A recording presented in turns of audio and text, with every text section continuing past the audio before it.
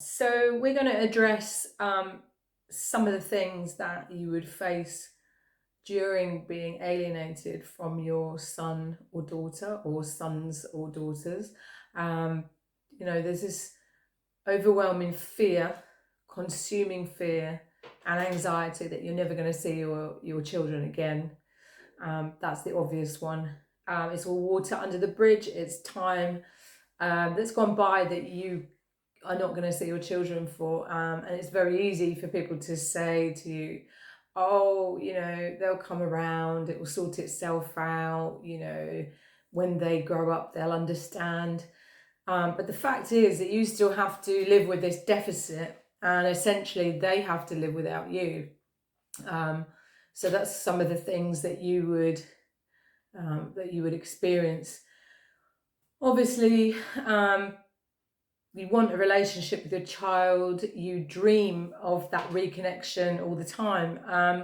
When you're looking in the street, when you're watching other parents, you're being triggered massively and reminded of that massive gap that you have. And I really think, in terms of, it's almost like grieving but without the death. I think there is a specific name for it, but you've got no resolution, so you can't really move forward. But there are ways in which you can move forward. You need to sort of, I suppose, release yourself from that pain in order to feel better. You worry that your children are never going to get the help that they need as time progresses, especially if they're being raised by a toxic parent, which generally is the case, because that will be the alienating parent, maybe a parent with narcissistic personality disorder or borderline or emotionally unstable personality. And you worry about the damage to them, and many of you may have already been down the legal route, and as we know, that can be really expensive, and sometimes, and certainly in my experience in talking to other people, it's not always as fruitful, let's say, as you'd like it to be. And we can be talking bills that are into the thousands. So really, one of the things that I think, even fighting a corrupt system, one of the things that I think is really helpful within that is basically, if you are capable of doing so, and I think we are all capable of doing so,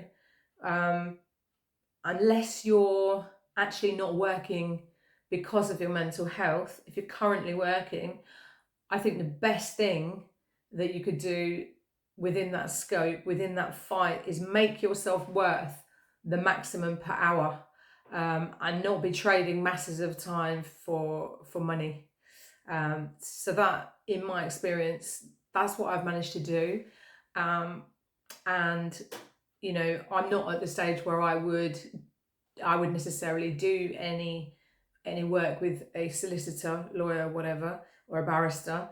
That's kind of gone for me now. But for those of you who are maybe facing in the future big legal fees, and maybe time off work, then I would say, you have to work, we have to work, we have to eat. But I would be in this long game, and this is a long game you're playing, not to disrespectfully call it a game, but it feels like we're all pawns in this, and particularly our children. So if you're playing the long game, I think one of the most important things that you could do, and I wish I'd have done it sooner, is make yourself sort of, have a higher level of income, which doesn't, it may involve some investment, but it doesn't require necessarily retraining. And that's where, for me, having an online business has been massive. It's been massive for me. So yeah, I would say, increase your income in that way, and your flexibility. Money isn't really anything that we really think about. In fact, all we think about is our children, but we still have to live as parents. you know, you guys still have to live, guys and girls still have to live. So yeah, we'll be looking at some other aspects of that in another video.